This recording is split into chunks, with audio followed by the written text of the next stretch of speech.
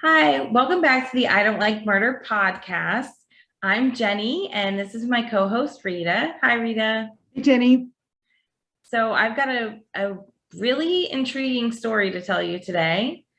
It's about Sarah and Amina Said. Hmm. They were murdered by their father when they were 17 and 18 years old.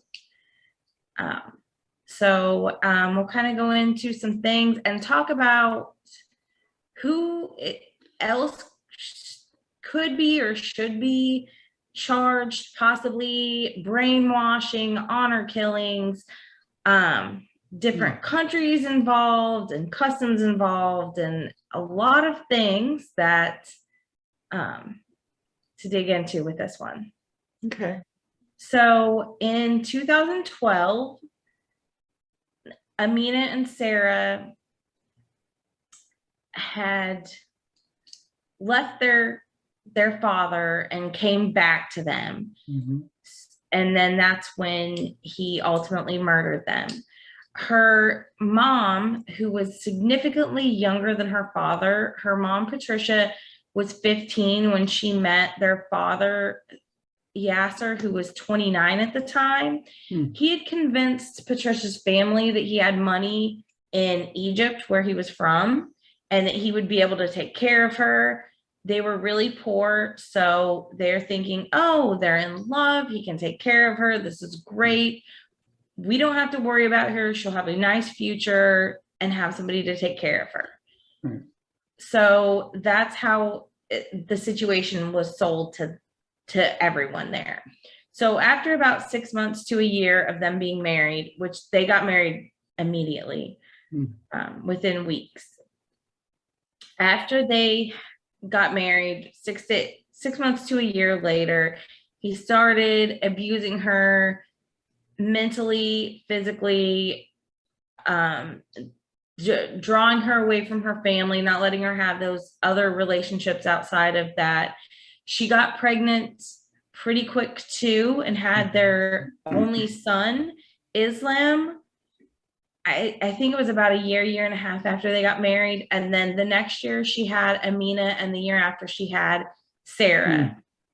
And Yaser continued to abuse her, had multiple affairs that she knows of, and, just general, not a great husband. And that was all here in the U.S. It They was were all here. here in the Okay. It was all here in the U.S. They did take trips to Egypt. They lived in Texas. She is an American and he's Egyptian. He did get his green card after they got married. But he wanted to raise his family in the strict Muslim way he grew up in Egypt. But they're living in Texas as Americans, so that doesn't really mesh too well, unless you're completely isolated from the rest of society. So the girls, when they were 8 and 9, they went and spent time with their grandma, Patricia's mother, and had told her their father was sexually abusing them. And so she said, oh, I'm taking you to the police station. Now we're going to go turn him in. None of the research I did said anything, but I'm making an assumption that she didn't really care for him, because it just seems like, I wouldn't if I were in her position, because nothing really happened the way that it was supposed to happen. Right. And then your granddaughters are coming up to you and saying that he's abusing them. So she took them to the police station. They made a report. And then once they went back to their parents, they just did like a summer with their grandma. So once they went back to their parents, they said, no, we're taking you to the police station. You're going to recant this story. So they took them. They're 8 and 9. So they don't, if their parents say you're going to go tell them this didn't happen, then they're going to go tell them this didn't happen. So they did. After that, Yaser kept harassing Patricia's mother until he got arrested for harassment. He was calling and driving by her house at all hours and just being a real nuisance. So he did get arrested for that and spent, I think, a couple days or a week or something in jail. So a couple years later, when the girls were teenagers, he had them under very strict surveillance. They had phones, but he went through their phones. He kept tracked them. He had trackers in their cars. He sat outside of their job to make sure they were behaving themselves. There's a video of him watching Sarah at her job, and she was a cashier somewhere, and she's smiling and making small talk with one of the customers, and he says she's in trouble for smiling at him, like she shouldn't be smiling. And then it's unclear, there was a female in the car, and I'm not sure if it was her sister or her mom, but they said that's her job, she has to be friendly with them. That's how that works. And he had lots of videos. He videoed them all the time and made really creepy comments about their looks. He would say things like, "Oh, look at your legs, and you have such beautiful eyes," and very undertone of very creepy, especially knowing the history of abuse. Very like skin crawly, gross. So both girls had American boyfriends. One of the boyfriends, Joseph, Amina's boyfriend, he was in a documentary. Him and his mom have been very vocal about getting her story out. So a lot more is known about Amina than Sarah, because her boyfriend is not out talking about it. He's hidden any video that he was in. He was blurred out, and it's, I mean, I don't know if it's for his safety or what. I would feel like I wouldn't want to be out there in public speaking like that. But they both had serious boyfriends. And so Joseph and Amina would write.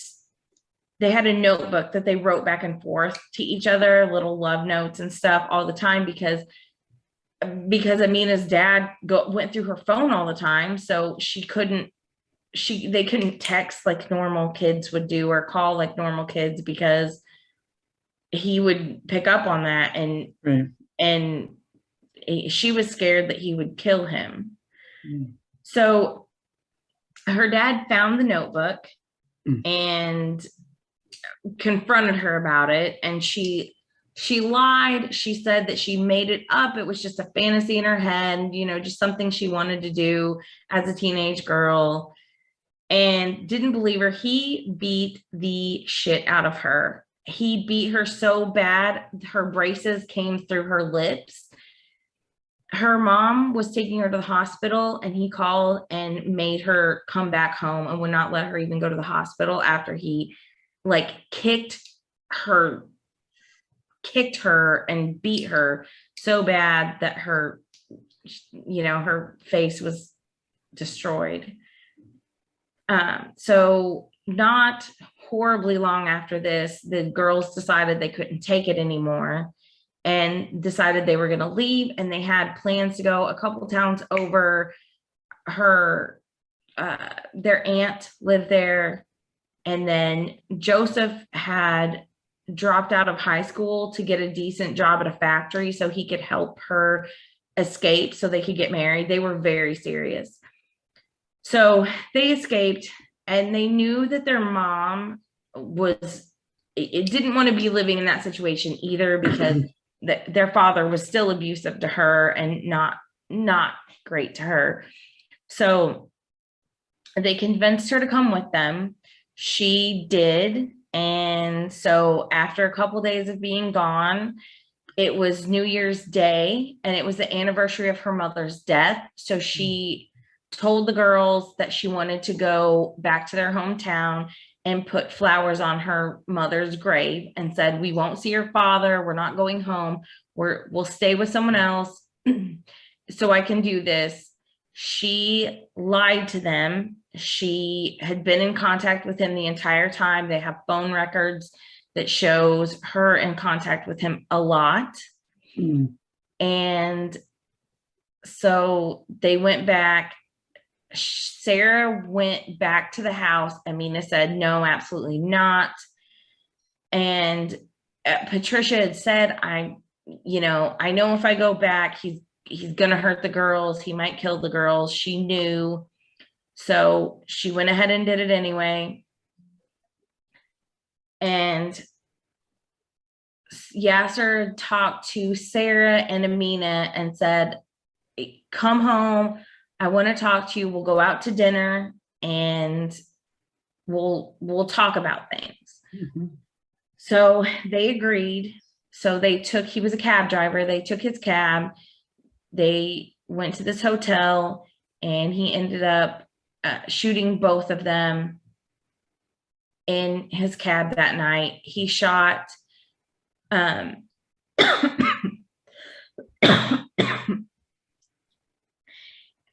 he shot Sarah 8 times and shot Amina 2 or 3 times. Amina died instantly. There's a really horrific phone call that Sarah made to 911 screaming about her dad was killing her and he shot her. And, she said, I'm dying. Please help me. This was in 2012. So GPS was nowhere near as good as it is now, where you can pinpoint any call anywhere pretty much. So they knew the area she was in, but didn't know exactly where she was. So they sent people out. They couldn't find anyone. About an hour later, another cab driver came across the cab and found the girls and called it in. So they came out. So that was like horrific, tragic. So he left him in his cab, yeah, on the street and just left. Yeah. And then, so he disappeared. They couldn't find him. He disappeared and no one could find him. He was on the FBI's most wanted list. They had searched everywhere they could search. In 2020, a maintenance man at an apartment complex went into an apartment to fix something and recognized the guy in there. And he knew him from somewhere, figured out that it was a guy he saw on the FBI's most wanted, called them, and they came out. It was his son's apartment. So his son and his brother had been harboring him for 12 years. Oh my God. Yeah. So where's the wife? She's just living her life. But she never gave him up. It'd be hard to believe that she wouldn't know that where he was. Everything that I've seen, he was hidden from everyone but he's Egyptian and Muslim and very strict. And so women are held in very not great regard. He had planned on selling his daughters into marriage in Egypt. Mm-hmm. He even took Amina, the oldest one, when she was 16, to Egypt and was talking about prices of how much he could get for her. Interesting. Yeah. And so he's found in an apartment, found his son's been harboring him. Yeah. So he ended up, the FBI he escaped briefly, but they found him on his brother's property a few days later. So he didn't get away this time, but he had tried. Everybody assumed that he had just got an alias and had fled the country. Right. So they weren't really looking for him. I mean, they're looking for him, but they're not looking for him because they did an initial search and didn't find anyone, and then just assumed that he had escaped back to Egypt. Right. Because that would be the obvious answer of that's where you're from, they're not going to give you up. You can hide there. And his trial is actually this month, May of 2022, for capital murder for his daughters. He is, he is going to trial. So hopefully he gets convicted. But that's a really kind of crazy story. So briefly, I want to talk about honor killings. The girl's family, that Patricia's family, believed this was an honor killing. I don't necessarily know that I would call it an honor killing. But I completely understand why they would. And looking at the data, there's about 5,000, depending on what numbers you look at, there's 5,000 known honor killings a year, and it's estimated up to 20,000 a year across the globe. The majority of it happens in Middle Eastern countries or in immigrant communities around the globe. And so one thing that I think a lot of people misconstrue about honor killings is a lot of people, specifically in America, I don't know about anywhere else, but specifically here in America, a lot of people assume that things like honor killings are deeply religious people that perform these, thinking that their religion teaches them that this is correct. But researching and speaking with Muslims, that is not correct. They're not regular goers to any type of religious service. They don't practice the religion the way it is. This is not teachings of the religion. This is people using their religion as an excuse to get away with murder. It's not, and Yaser didn't go to the mosque. He didn't attend services. He didn't live a particularly religious life at all. So it does kind of line up. And that's what everybody says in my research of that's just an excuse people use to make themselves feel better or whatever about committing the murder. In their head, it justifies them committing that murder. So I don't really know too much about it as how to classify it. It's crazy. That's basically my classification. Plus I pick it apart because you've got two different cultures clashing, right? Yeah. America and more on the extreme religious side of Muslim that we know. Pardon me. Yeah. Of course, when I start talking, I get a tickle in my throat. So, but it is interesting because I have seen different stories in America about honor killings, but I'd never considered it used as a defense versus what was really happening, because in the world, in the America world of freedom of religion, especially when you live in places where everybody gets to celebrate their religion, nobody cares, or they just respect it. Yeah. But but kind of our social contract in America is, but we're free people. Yeah. So you can't push a religion, or your religion can't violate our agreed upon laws. You can't kill your family. It may be a different country that it would be okay. Yeah. Because those, different communities, different cultures, that their laws are different, or cultures that are based in a religious law. You hear the story, you can't be certain things that we are free to be here.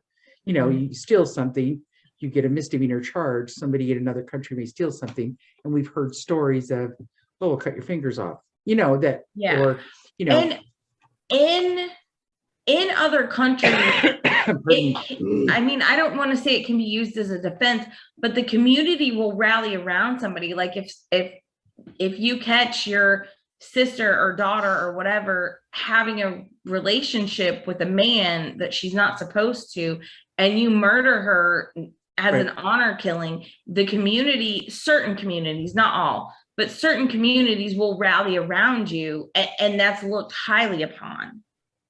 Obviously, it's not here, but it seems like he either came from that or is aware enough to use that. And that defense clearly is not going to hold up in court when he goes to court. I mean, no jury is going to be like, oh, well, that's how it goes. My first thing was, why'd you hide for 8 years? Right. Why'd you hide? Why'd you hide? It's like saying, this is my religious right. Right. But that goes both ways. Oh, and I'll rewind. My fault.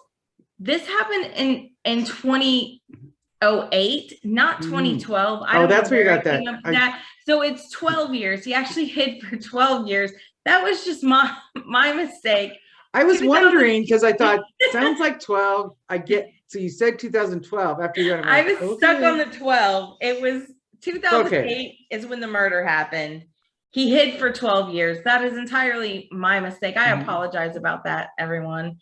But it is interesting, families that do immigrate to the United States and they bring their culture with them. And we, like we said, we celebrate all the different cultures and the food and the religion and happy as a clam, but we don't know what's going on behind closed doors, right? Right. And so just because in my world, the large Muslim community here in California, and it's not like, they go to the mosque and they live their life and they raise their children. It's like a combination of the American life, and yet they hold the religion, just like Catholic people and, and the Protestants and the Mormons. It's like, that's just what we do. But it's almost like the religion is what we would deem like the honor killing or the thinking less of women.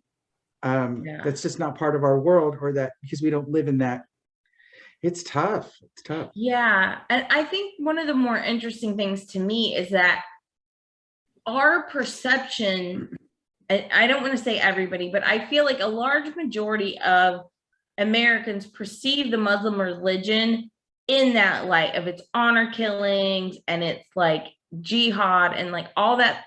And that's not necessarily that's not how the majority of the people are. That is the bad eggs of that community. Well, just like we've talked about before, is that how do we know that information? Yeah. How do we know that information unless what is presented to us, right? Exactly. And that's why I wanted to say that is it's not not the norm. Those are the embarrassments to that religion, not think about the last 50 years of wars in the Middle East and people coming to Western countries. They have left everything. Yeah. Left their family, they left their homes, and all of a sudden they live pick a state in the United States, and they and we don't have terrible things happening throughout the United States based on a Muslim, Catholic, just pick something. It comes from individual, and there are, and I just think we could do a zillion different extreme, terrible people based on religion. But yes, but I go back to is that what are we presented with? Like our point of view, it's like we're telling a story, just like you're bringing up the thing. You're like, that's a defense, maybe, but it's not really fair to the millions and millions of Muslims who are enjoying both. Yeah. Living in a Western democracy and cherishing their religious values. Yeah. Right? Because that's what we're about. We can't discriminate based on religious or race or gender. So that's kind of the social contract. And that anybody who goes outside of it, whether, they're for whatever reason, and usually based on ignorance, right? They don't know, because that's what you hear, is that are the big things in our life will go, oh, this is terrible on the news. Somebody tried to blow up a building in New York. And instead of just saying all of the people that plotted to do that were terrible people. Right. And they did not sign our social contract to say, live well amongst each other. They want to dominate the world. And that was one way to do it, right? And but that has nothing to do with the millions and millions of other people that follow religion. It's just taking things to the extreme. Or the people, happened in France, right? The Charlie Hebdo, the extremists who said you cannot make cartoon references or do anything to disrespect.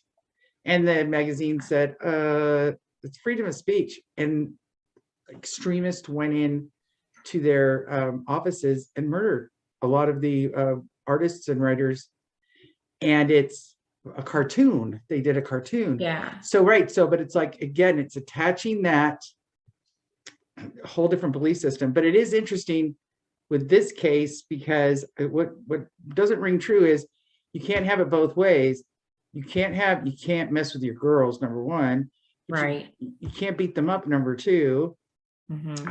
But you're also giving into their Western inclinations, the cell phones, right? So I think unless it's a tracking device.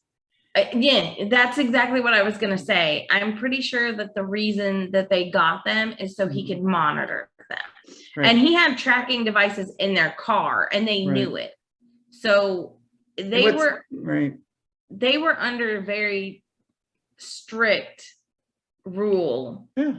And so I want to transition away from that a little bit. Sure. And I want to talk about their mom for a minute, because there's a lot of things going on with her. So she knew that he was violent and that he could potentially kill them.